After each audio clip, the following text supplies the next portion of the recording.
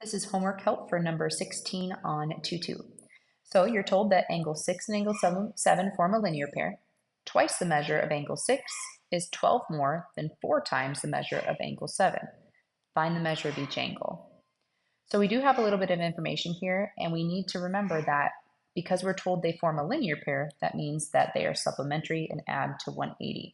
So I'm just going to start off with that. I'm going to write the measure of angle 6 plus the measure of angle 7 is equal to 180. Then twice the measure of angle 6, so I'm going to write twice the measure of angle 6 is, so that's an equal sign, is 12 more than, so I'm going to add 12 here, 4 times the measure of angle 7. So 4 times the measure of angle 7 plus 12. So I've got two equations with two variables, the measure of angle 6, measure of angle 7. I can solve this.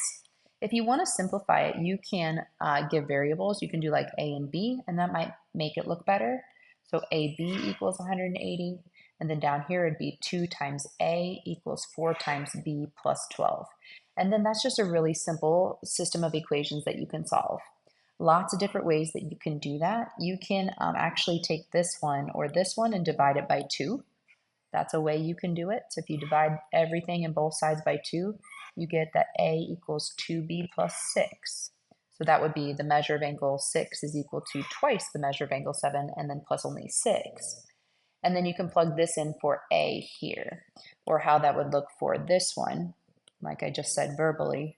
The measure of angle 6 is equal to twice the measure of angle 7 plus 6.